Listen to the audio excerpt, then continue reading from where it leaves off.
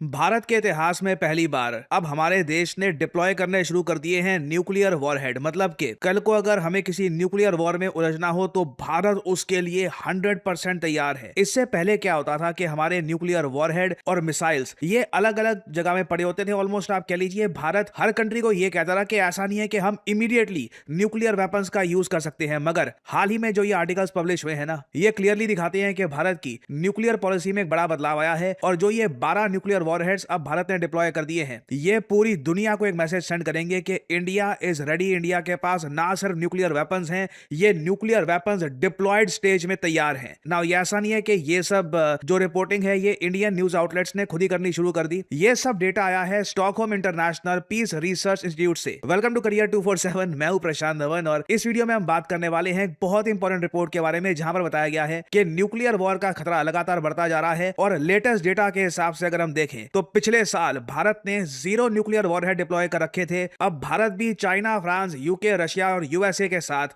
Nuclear warhead deploy करके बैठा है। नाउ एक डिप्लॉयड न्यूक्लियर वॉरहेड का मतलब क्या होता है, चाइना के कितने वॉरहेड्स डिप्लॉयड हैं, डिस्कस करते हैं इस वीडियो में। बहुत कुछ यहां पे आपको जानने को मिलेगा और परहैप्स आप समझ भी पाएंगे यहां पर कि क्या आज के समय दुनिया में एक मेजर वॉर का खतरा क्यों बढ़ता जा रहा है। जिस तरीके से डोनाल्ड ट्रंप ने ईरान को बॉम्ब किया है इस वॉर में और अभी तक यूएसए की जीत कहीं से भी कंफर्म नहीं हुई है। ज्यादातर जियोपॉलिटिकल एनालिस्ट, और ये मैं अमेरिकन जियोपॉलिटिकल एनालिस्ट की बात कर रहा हूं, वो अपनी रिपोर्ट्स में पब्लिश कर रहे हैं कि हमारे हिसाब से 50% चांस है कि ईरान एक न्यूक्लियर वेपन डेटोनेट करेगा आने वाले 3 सालों में। जी हाँ, आने वाले 3 सालों में, मतलब आप मान के चलिए 2028 या फिर 29 के आसपास दुनिया में एक नया देश आ चुका होगा जिसके पास न्यूक्लियर वेपन्स होंगे। मतलब कि ये जो लिस्ट है आपके सामने ये बढ़ने वाली है। और दुनिया भर में आप देखोगे पिछले 10 सालों में लोगों में डर काफी हद तक बढ़ा है इस बात को लेकर कि कहीं ना कहीं एक बार हम किसी ना किसी वॉर में एक न्यूक्लियर वेपन को यूज होता हुआ देखेंगे। इस पर एक सर्वे हुआ था रिसेंटली, दुनिया भर में हजारों लोगों से पूछा गया और मेजॉरिटी लोगों ने यह कहा कि हाँ बिल्कुल, हमारे हिसाब से चांसेस बहुत ज्यादा हाई हैं कि एक न्यूक्लियर वॉर, देखिए एक तो होती है कंप्लीट प्लैनेट में न्यूक्लियर वॉर, सब लोग एक दूसरे पर न्यूक्लियर वेपन्स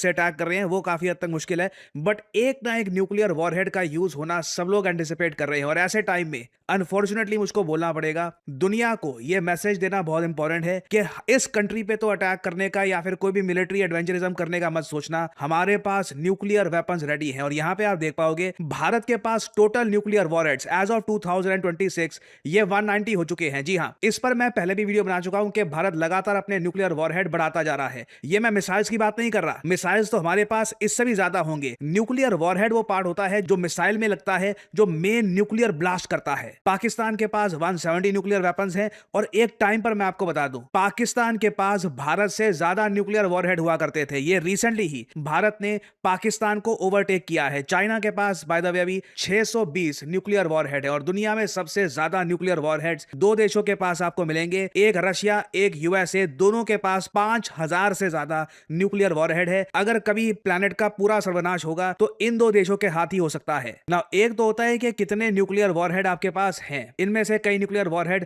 रिटायर भी कर दिए जाते हैं और बहुत ही लिमिटेड मात्रा में न्यूक्लियर वॉरहेड डिप्लॉय किए जाते हैं। क्योंकि देखिए, जब आप एक न्यूक्लियर वॉरहेड को डिप्लॉय करते हैं, मतलब अब ये न्यूक्लियर वॉरहेड बिल्कुल तैयार है। आपके देश की जो न्यूक्लियर कमांड है, प्राइम मिनिस्टर, सीडीएस और बाकी जो यहां पर मिलिट्री के आपके ऑफिशियल्स हैं, एक बार सबने अप्रूवल दे दी, पूरा प्रोसेस यहां पे कंप्लीट हो गया, इमीडिएटली वो न्यूक्लियर वॉरहेड लॉन्च हो जाएगा। तो जो डिप्लॉयड न्यूक्लियर वॉरहेड्स है ना, ये पहली बार हम देख रहे हैं। भारत के इतिहास में 12 हो चुके हैं। इससे पहले कभी भी भारत ने इतने सारे न्यूक्लियर वेपन्स डिप्लॉय नहीं किए थे। कंपैरिजन में मैं आपको बता रहा हूं, चाइना ने भी अपने डिप्लॉयड न्यूक्लियर वॉरहेड्स बढ़ा दिए हैं। पहले चाइना के सिर्फ 24 न्यूक्लियर वेपन्स डिप्लॉयड रहते थे, अब ये हो चुके हैं 36। बाकी आप अगर देखो तो रशिया ने भी न्यूक्लियर वॉरहेड्स काफी हद तक बढ़ा दिए हैं और यूएसए और रशिया, इतने सारे जो ये न्यूक्लियर वॉरहेड्स डिप्लॉय करके रखता है ना, इसमें इनका बिलियंस ऑफ डॉलर्स का खर्चा आता है। रीजन इसका बहुत ही सिंपल है, जब आप एक न्यूक्लियर वॉरहेड को डिप्लॉय की स्टेज में डालते हैं ना, तब आपको उस न्यूक्लियर वॉरहेड को कहीं ना कहीं किसी मिसाइल पर माउंट करके, किसी बॉम्बर में आपको डिप्लॉय करके या फिर किसी न्यूक्लियर सबमरीन में हमेशा इमीडिएट यूज के लिए डिप्लॉयमेंट में रखना होता है। इसमें जो खर्चा है, देखिए मैं कहूंगा 2 से 3 गुना ज्यादा होता है एक compare to a stored nuclear warhead.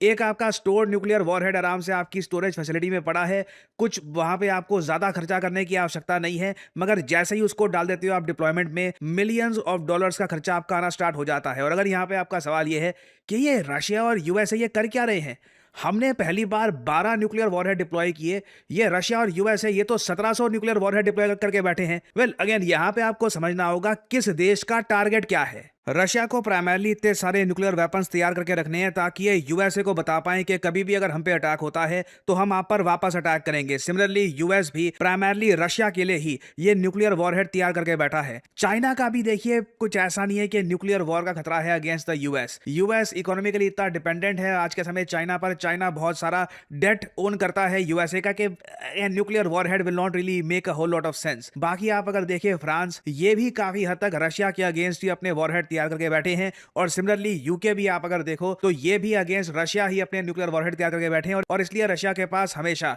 USA से ज्यादा डिप्लॉयड न्यूक्लियर वॉरहेड रहते हैं, क्योंकि ये मान के चलते हैं कि इनको कुछ न्यूक्लियर वॉरहेड अगर मान लीजिए किसी दिन यूज करने भी पड़ते हैं तो इनको ना सिर्फ यूएस, यूके, फ्रांस और यूरोप के बाकी कंट्रीज को भी अटैक करना होगा। तो ये तो हो गई इनकी इक्वेशन। भारत अगर सिंस न्यूक्लियर वॉरहेड डिप्लॉय कर रहा है, और आप अगर जो डिटेल्स पढ़ोगे इसके, तो इस रिपोर्ट में साफ साफ लिखा है कि भारत का मेन टारगेट पाकिस्तान है, मगर साथ ही साथ हम लोग चाहते हैं कि चाइना के पास भी एक मैसेज पहुंचे कि पूरे चाइना को हमारे लॉन्ग रेंज वेपन्स टारगेट कर सकते हैं। अगर चाइना ने कल को कुछ भी मिलिट्री एडवेंचरिज्म करने का प्रयास किया भारत के अगेंस्ट, तो उसके रिस्पॉन्स में चाइना पर एक बड़ा अटैक होगा। यहाँ पे आप देख पाओगे भारत के बारे में लिखा है, the modernisation program is increasingly focused on developing long range weapons capable of reaching targets throughout China, although planning also continues to be focused on India's long standing rivalry with Pakistan. और आप अगर मुझसे पूछें कि ये report पढ़ने के बाद क्या हमें ये फीलिंग आनी चाहिए कि हम लोग सिक्योर हैं क्योंकि हमारे न्यूक्लियर वॉरहेड्स डिप्लॉयड हैं, तो बाकी कोई कंट्री हम पे अटैक करने का प्रयास नहीं करेगा? देखिए, नॉट लाइक दैट। नहीं,